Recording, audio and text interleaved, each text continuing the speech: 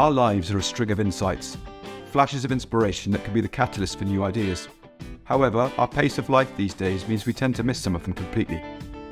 I'm Dave Hill, and I'm the host of the Simple Reflections podcast, a fortnightly series of interviews with people from all walks of life. Our conversations are an invitation to reflect on some of the simple insights my guests have had that have gone on to have a profound impact on their lives. So grab a cuppa and a biscuit, join us, slow down for a little while and see what shows up for you.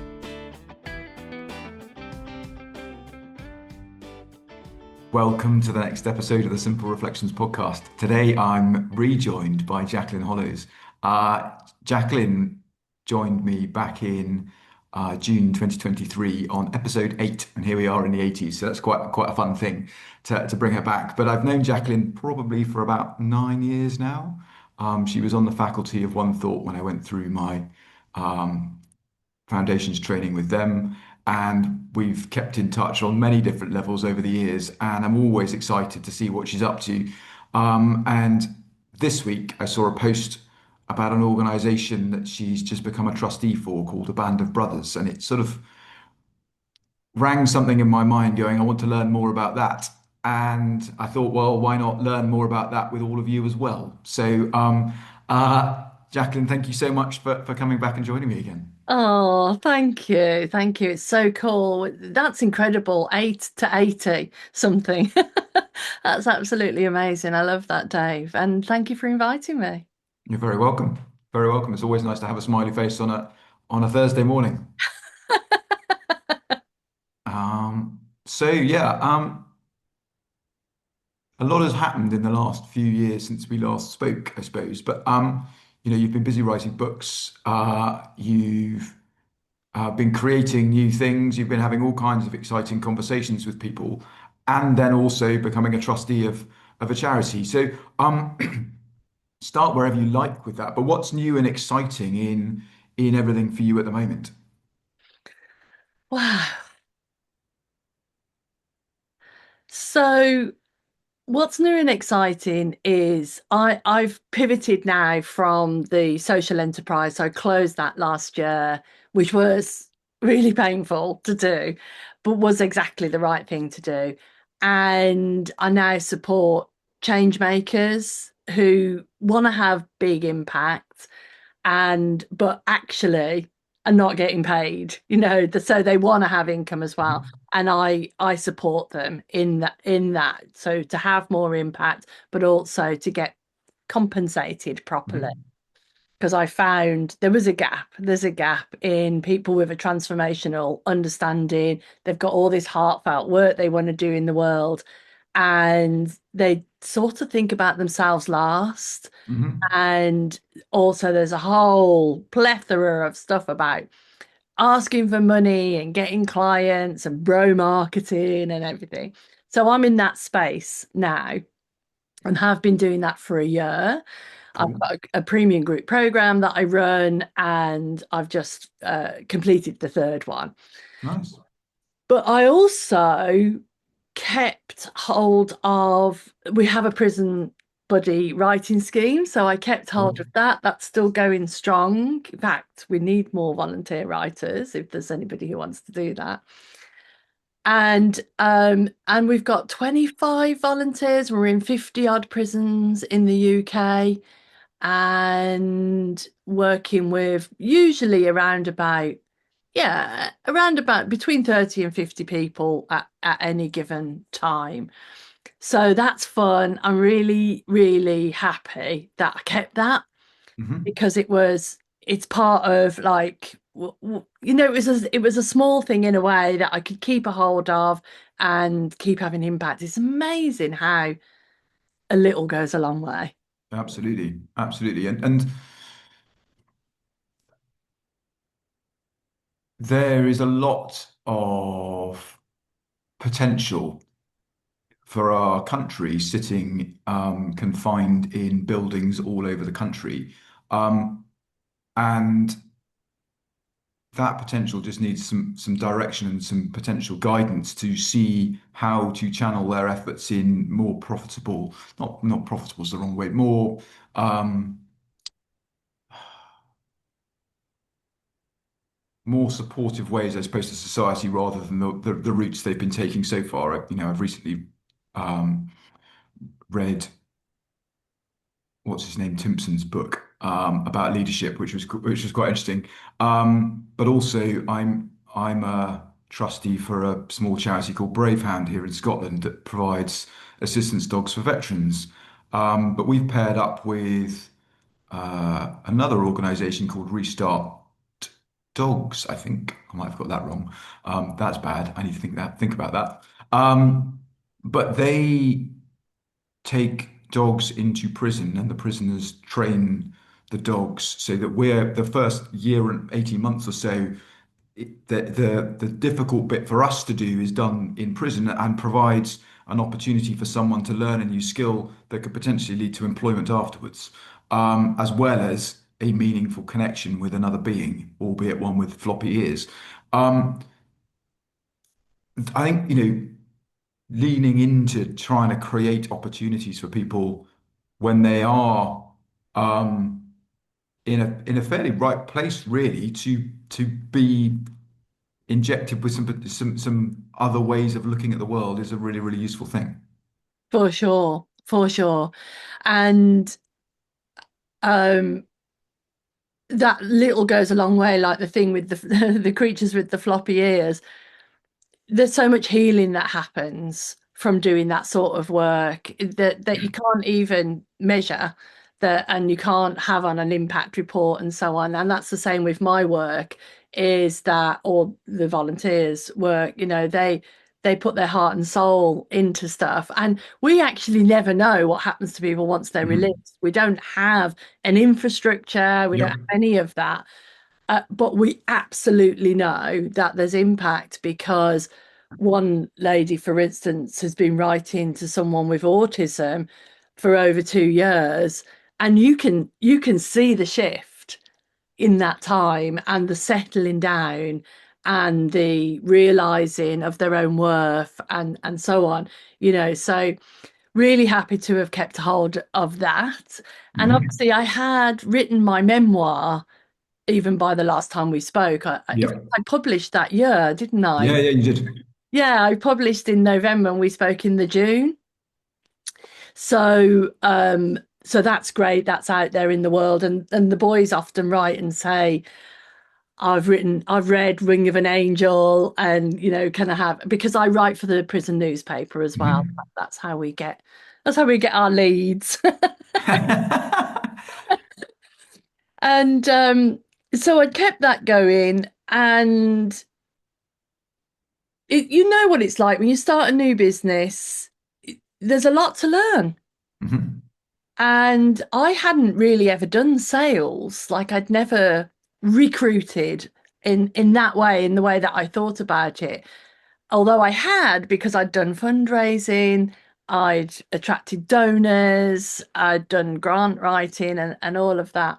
And so that was the first thing. I had to learn a whole load of stuff about that, how to do sales in a heartfelt, meaningful way, and but not pressurizing people, and just a lot. I had to learn a lot, but I loved it all. Mhm. And I never thought I would love anything as much as I loved Beyond Recovery.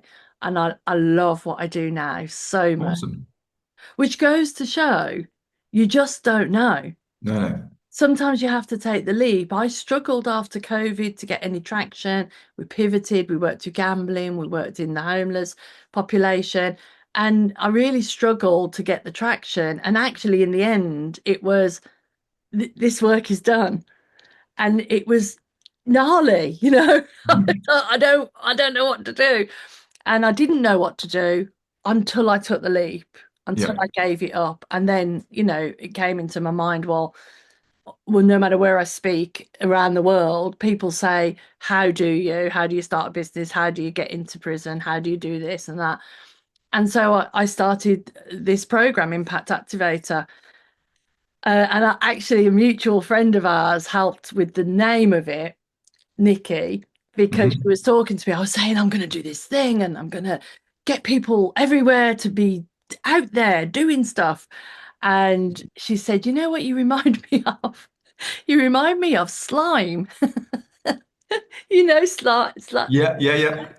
Um, because slime is not slimy without the activating agent. Gotcha. And when it stops being that nice, it feels nice and it sticks as it moves, you have to add more activating agent. So Impact Activator was born. There you go. Thank you, Nikki.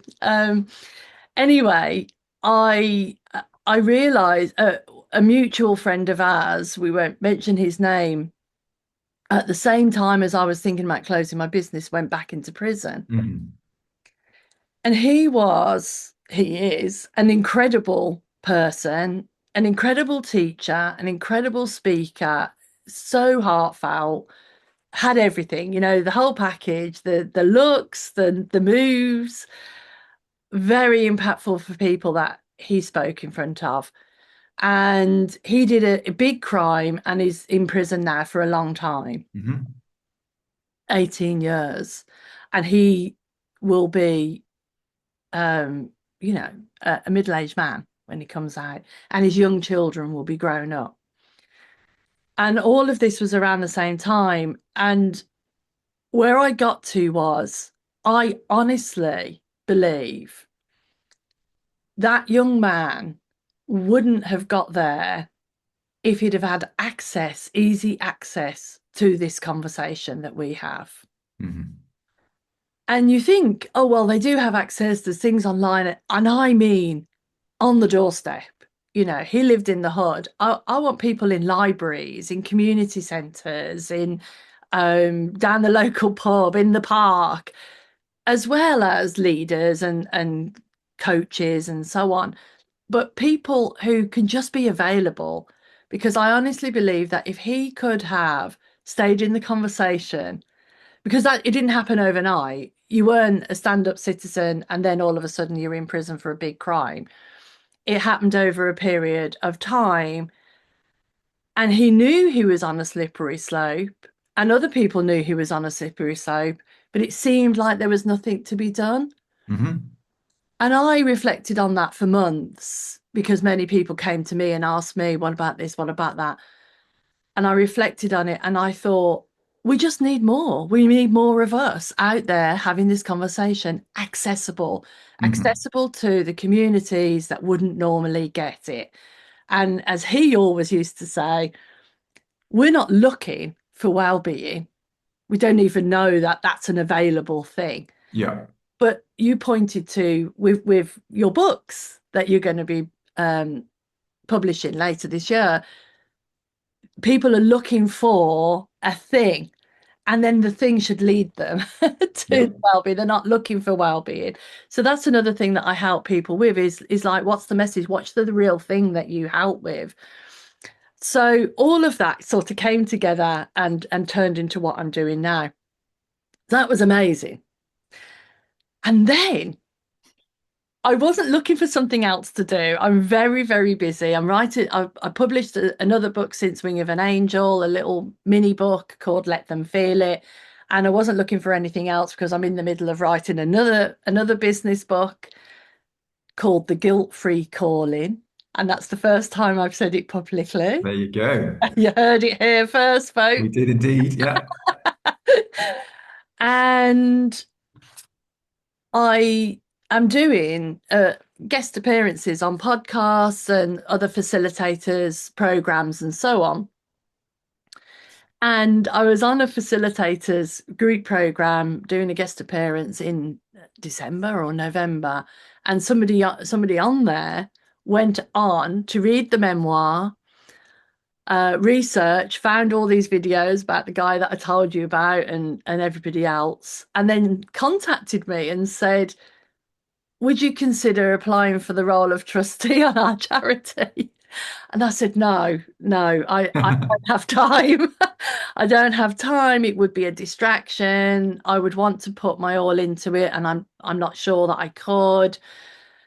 And I knew who the charity was, and I know that they did do good work. So it wasn't that. And I thought, and I said, no, I really can't. And he said, well, can I send you over the pack? Anyway, And in the pack was a video. And honestly, the boys in the video, because they work with 18 to 16 to 24 year olds or 18 to 24 year olds, need to get that right, who are at risk of the criminal justice system. So, right in my Yeah, wheelhouse. yeah.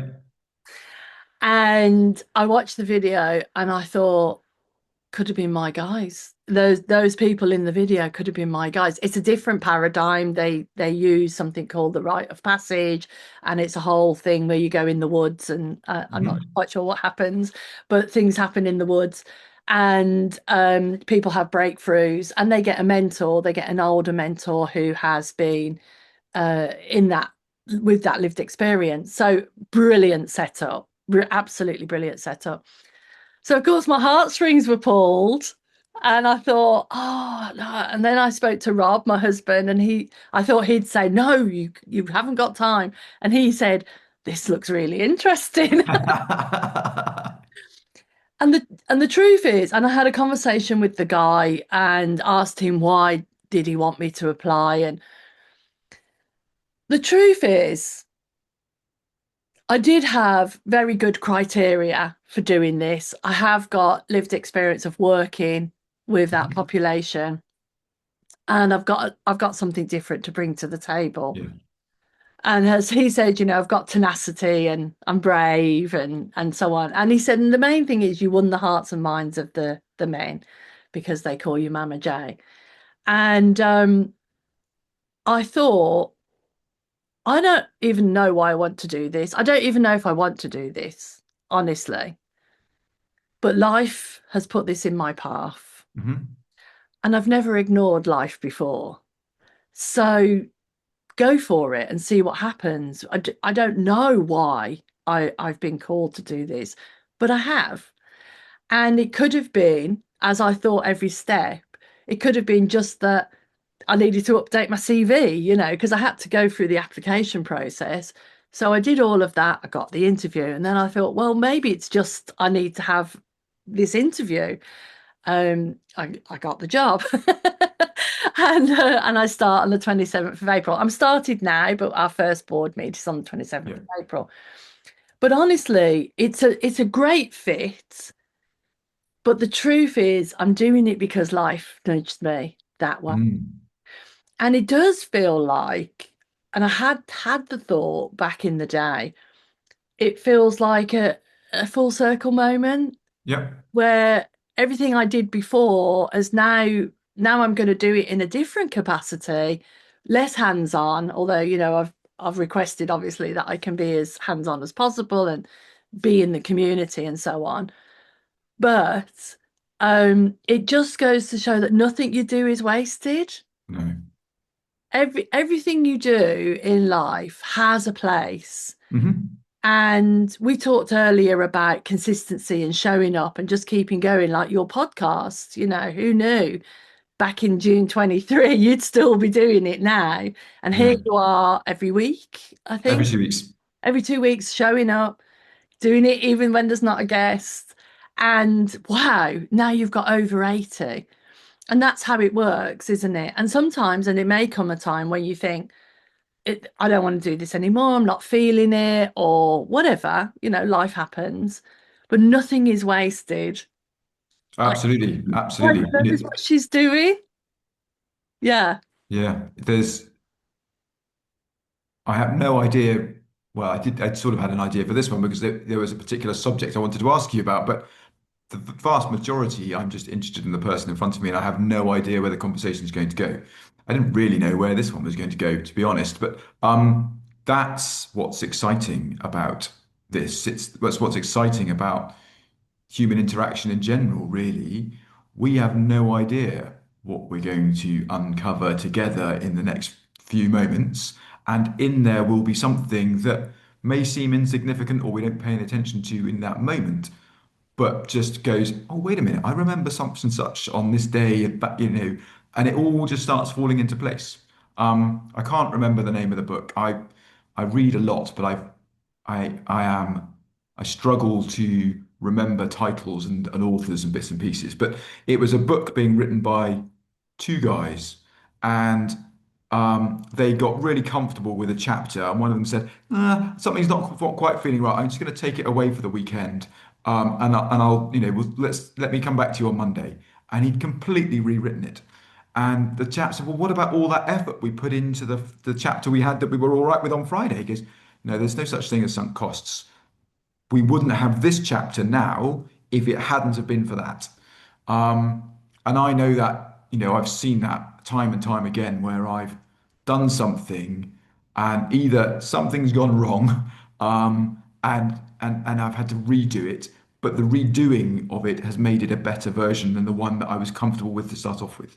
Yeah, Um, yeah, absolutely. and yeah, it's amazing. It feels frustrating at the time potentially, but actually we end up with the next level up in our ability to play the game of life, I suppose. I really see that, and I really see that you have to bake that in. You have to know when you're going into something, it's not going to be the first cut, Yeah. or the second or the third sometimes. And that because we have this almost this false belief that you're going to do something and do it once. So yesterday I do a premium day Q&A day for my members, and one of the people came on and she wants to write more, and I was encouraging her to write because she's actually English isn't her first language, but the way that she speaks is just delightful. Like it's just so delightful. And I was trying to encourage her not to worry about English not being the first language, and to just write as she Mhm. speaks, because Yeah. you listen to her and you just fall into a beautiful space. And I'd written a piece about the drama that I had at the airport, and everyone had said, "Oh, you had my heart going, and it was amazing." And she said, "I want to write like that. That was an amazing, like I literally every line. I thought, what's going to happen next? What's going to happen next?" And I said, "Oh, that took me 3 hours to write."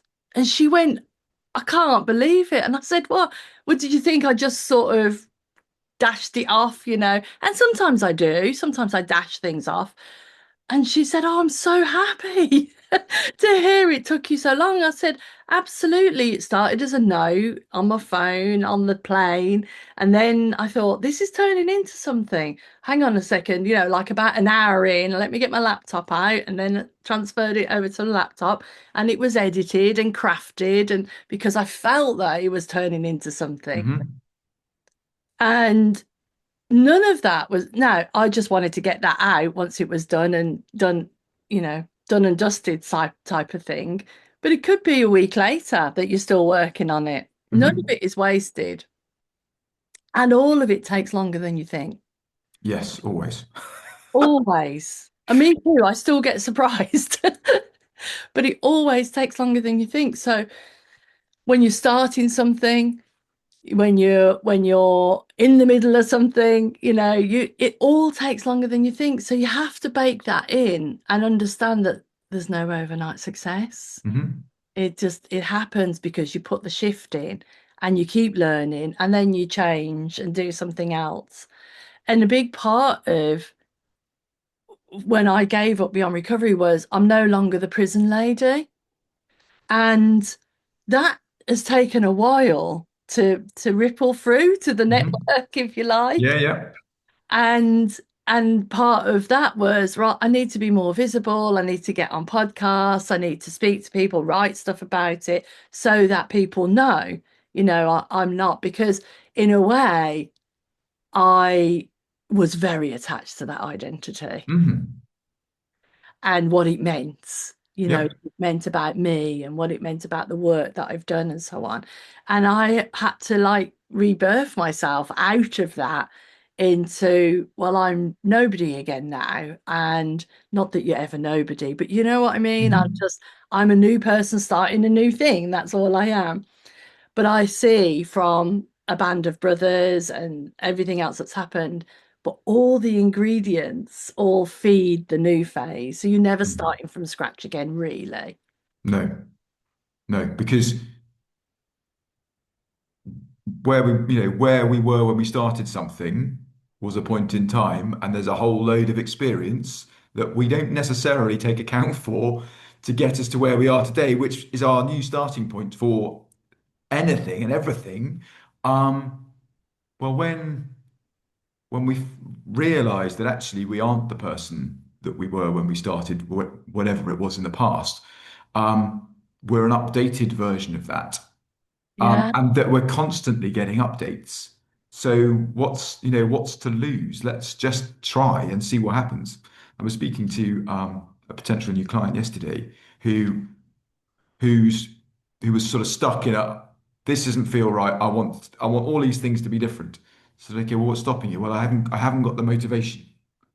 Okay, where do you think motivation comes from? What does that look like for you? And it was a well, I need to be motivated before I could start. So okay, well, what about if you didn't need to be motivated and you just started, and motivation may or may not join you along the way? Oh, I hadn't considered that. So okay, well, and why not, rather than seeing it all as a chore that needs to be done, and once that's done, I can start living, work out what's can be made fun out of what we've got coming up and how to break it down into smaller bite-sized bits rather than, oh my goodness, I've got all of this stuff. Um, and that, little light bulb came on and like, yeah, how could I make it fun? Brilliant. Follow that. And you'll probably find all the kind of things start changing for you. Yeah. And and it's really interesting because we tell ourselves all kinds of stories about why we can't do things, Mm. forgetting how much we can do and how much we can do even when we're not expecting it.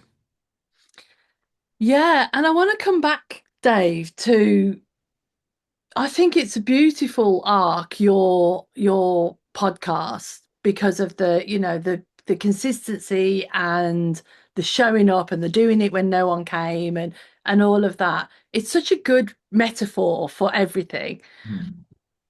Because the one thing we haven't mentioned is what you learn. Like it's Hmm. almost as if we think we're doing things for other people. We think, well, oh, I'm putting this out there for someone else. But actually, what strikes me, because it reminded me of a similar thing that I did myself, is that you've learned so Oh much yeah, yeah, yeah. in that Yeah, 3 years. yeah. The Different person. from yeah, but absolutely. From a selfish point of view, this podcast has been amazing because I have learned so much. I've got to speak to so many amazing people that I probably wouldn't have if I hadn't have said, "Would you like to come and join me on a podcast?" And that's been really, really cool. But it's given me opportunities to see things differently myself. So absolutely, this a little bit like I was saying when I was that the best advice I'd heard about writing a book was write it for yourself. Well, that's the same with this. This was okay. Well, what can be created out of this, and what am I going to learn from it? And Yeah. that's what's exciting for me every time I jump on a call with someone and hit record. Is I have no idea where we're going, and I know I'm going to learn something without fail. Yeah, yeah, amazing. Plus all the tech stuff and the forgetting to record or like, we all have those, don't we? Just a bit painful from my own experience recently. Um, plus all of that. And you didn't know when you started. There was so much you didn't know. And Yeah. that's the other thing that I find is that people think they've got to know everything, but you don't know. You don't know. And you just touched on there one of my favorite subjects, which is you said right for yourself. You're always people think they've got to do the latest trending thing or be like someone else or start that thing because that person's been successful. But actually, the best person that you can help is you 10 years ago. Hmm. And when you start to think of that, you're actually looking back to your earlier self, aren't you? And thinking, well, how would I have helped me? When you said that about you're a different person now. And I think 2015 and June 2015, I did my first prison group. And it may have I had a flashback and I thought, I literally am a different person from that 11 years ago, nearly. And there's so much that has changed. And you don't know that when you start, and that's okay. It's okay Mhm. not to know. It's okay not to have motivation. It's okay not to know. I don't know how good I'm going to be at this new role, and where I'm going to input, but I come at it with way less baggage. Mm. And I come at it with, I suppose it is, you know, my husband said it's an accolade that they've asked you, and it honors your previous work, which is true. But also that helped me to see, oh yeah, so I don't have to be nervous. I actually said in my interview, I almost tried to tank my interview because they'd been interviewing all week, and I deliberately chose the last interview on the last day. So I thought, well, at least they'll remember me, you know? That was my strategy. And I don't know, four or five of five or six or something like that. They're all asking quite hard questions. And I turned up to the interview thinking, I've just got to be me. I don't want this role because I can be good at interviews or I can say the right things. I want that if this role is for me, I want it to be because of me. And Mhm. so I was just really me and genuine, and I had thought some things through. And at the end of the interview, they said, you know, do you have any questions? And I said, well, because I'd been honest about I'm not great at compliance and stuff. Like I'll be compliant in the rules, but I'm not. I won't read them. You just have to tell me what they are, you know. And I said, I know you're supposed to come to interviews with a question for the people, but like you've given me everything. I don't really have a question, except for why do you want me to work for you? And the chair said, oh, I think there's going to be a queue to answer this question. And he said, well, I'll go first. And he said, you're a ray of sunshine and you've made my week. So that's good enough for me. Now, honestly, Dave, 20 years ago, maybe even 10 years ago, if somebody said that to me, I'd have thought, oh yeah, that's all I am. I'm just this bright, bubbly ray of sunshine. I'm not intelligent or whatever, you know, I haven't got all this experience. It would have been almost like an insult because it's how I put myself out in the world, was this party girl with nothing underneath, because I didn't think I had anything underneath. But when he said it, I thought that's good enough. Because I am a ray of sunshine and I bring this powerhouse of perspective and Mm. experience and a different approach. So it was really interesting to notice how that landed differently for me now in 10, 20 years on. Mm. That makes sense. Yeah, it does. It does. How exciting. Really exciting. And to the point that just be Mm. all of you, all the time, Yeah, because because that anything else is a disservice to everybody. it's a disservice. Yeah, it's a disservice. And when I was wearing the hat of party girl with no brains, that was a disservice to the world and to me. You know, and the different hats along the way have been a disservice. But when you get into being fully you, no um no apologies, like if I you don't mind me saying, like you owning dyslexia, and therefore you write a book with lots of space in it, right? With a bigger font. Because if you didn't own that, you'd try to do a book like other people do books. Mm. And actually, you're doing a service to yourself and to the other people like you. Yeah. Yeah, and just to qualify that disservice bit, it's not intentional, it's completely innocent and it's protective in a way. Um, we are protecting ourselves from potentially being caught out in our own eyes in terms of how things are, or not wanting to overpromise. There's a whole load of reasons that we end up in that position, and there's no judgment involved in that. It's just when we aren't being fully ourselves, we aren't allowing everyone to see the complete palette of colors that we offer the world. And as a result of that, everybody plays a little bit more, it plays more small. That doesn't sound right, but yeah. We're more confined in the way we go about stuff because we aren't aware of everything. Yeah. I remember I got quite excited in a job here in Edinburgh when a new head of the department I worked in came in and said, right, well, we're going to work out all the skills that we need to be able to do our jobs here. I said, cool, brilliant. Should we start off by asking everybody what skills they've got? So that we know what else is out there, because there's the stuff on the job specs, but what else are people capable of doing? He said, oh no, we can't do that. They might feel exposed. So, well, we're organizationally exposed by now not knowing the gaps that we've got. And equally, we might not hire the right person to come in because we aren't looking to fill that gap. I said, no, no, because we just can't do it. It would be unfair on everybody. So, well, we're causing ourselves an organizational problem if we don't. Yeah. Um, Absolutely. but That's his the intention was right because he yes. was trying to protect people, but equally there was nothing to protect them from other than strengthening the organization.